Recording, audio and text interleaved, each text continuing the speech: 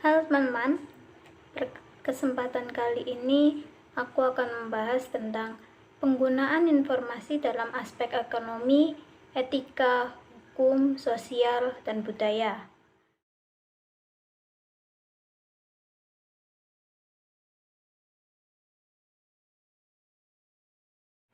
Oke, pertama aku akan membahas tentang aspek etika. Apa itu aspek etika? Aspek etika adalah seperangkat moral yang mengatur tingkah laku manusia dan dasar pondasi kemajuan peradaban. Kemajuan peradaban suatu masyarakat diukur dengan sistem etika yang dianut dan dilaksanakan oleh individunya. Contoh dari aspek etika yaitu cyberbullying. Apa itu cyberbullying? Cyberbullying yaitu tindakan yang dilakukan secara sadar untuk merugikan atau menyakiti orang lain melalui penggunaan komputer, seperti jejaring sosial media, melalui penggunaan telepon seluler dan peralatan elektronik lainnya. Yang termasuk cyberbullying yaitu fitnah, penipuan, melakukan miskol berulang-ulang, mengirimi email atau SMS berisi ancaman, mencuri identitas orang lain, dan lain-lain. Untuk mengatasi berbagai permasalahan yang berkaitan dengan cybercrime atau cyberbullying, maka dibuatlah cyber law di Indonesia yang merupakan payung hukum yaitu Undang-Undang Nomor 11 Tahun 2008 tentang informasi dan transaksi elektronik. Sekarang kita memasuki aspek yang kedua yaitu aspek hukum. Kenapa sih dalam penggunaan informasi kita memerlukan cyber law?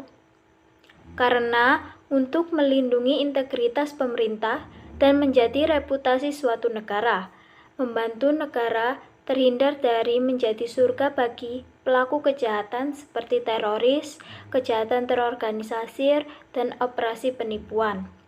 Membantu negara terhindar dari sebutan sebagai tempat yang nyaman untuk menyimpan aplikasi atau data hasil kejahatan cybercrime.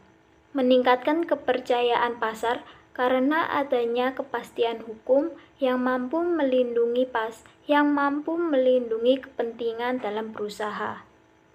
Memberikan perlindungan terhadap data yang tergolong khusus, rahasia, informasi yang bersifat pribadi, data pengadilan kriminal, dan data publik yang dianggap perlu untuk dilindungi. Melindungi konsumen, membantu penegakan hukum, dan aktivitas intelijen. Sekarang kita masuk ke aspek yang ketiga, yaitu aspek budaya. Apa sih dampak penggunaan informasi dalam aspek budaya? Nah, aku sekarang akan ngasih tahu apa itu dampaknya. Pertama, aku akan memberitahu dampak positifnya dulu. Yaitu 1. Mempermudah orang dalam berkomunikasi dan memperoleh informasi.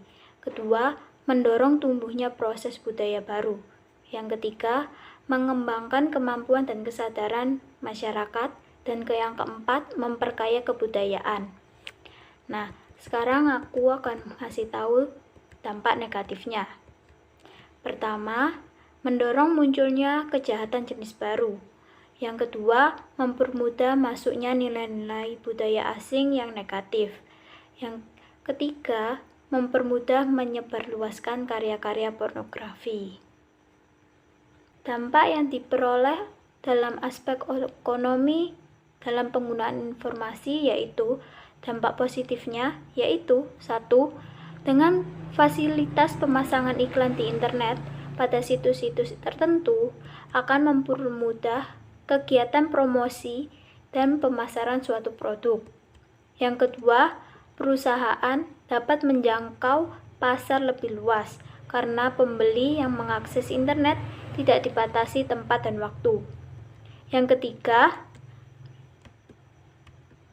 ketiga, perusahaan tidak perlu membuka cabang distribusi. Yang keempat, pengeluaran lebih sedikit karena pegawai tidak banyak. Yang kelima, harga barang lebih murah karena biaya operasionalnya murah. Dampak negatifnya yaitu 1. Dengan mudahnya melakukan transaksi di internet menyebabkan akan semakin memudahnya pula transaksi yang dilarang seperti transaksi barang selundupan atau transaksi narkoba. Yang kedua, hal yang sering terjadi adalah pembobolan rekening suatu lembaga atau perorangan yang mengakibatkan kerugian finansial yang besar. Yang ketiga, dengan kecanggihan teknologi informasi dan komunikasi menyebabkan banyaknya terjadi kasus penipuan dalam perdagangan online. Dan yang keempat, saling menghujat di sosial media karena pengambilan foto-foto testimoni atau foto-foto produk yang dijual tanpa izin. Nah, yang terakhir adalah aspek sosial. Apa saja dampaknya? Yaitu kita mulai saja. Dampak positifnya yaitu 1. Masyarakat dapat memperoleh informasi tentang perkembangan daerahnya dan belajar untuk mengembangkan potensi daerahnya sendiri. Yang kedua, masyarakat dapat melihat berbagai kebutuhan daerah-daerah lain dan memungkinkan dapat memasarkan produk dari daerahnya ke daerah lain tersebut. Yang ketiga, jiwa dan semangat berwirausaha akan terus ada dan semakin tumbuh. Kemudian dampak negatifnya yaitu 1. Dengan semakin pesatnya komunikasi, membuat bentuk komunikasi berubah, yang asalnya berupa face-to-face menjadi tidak.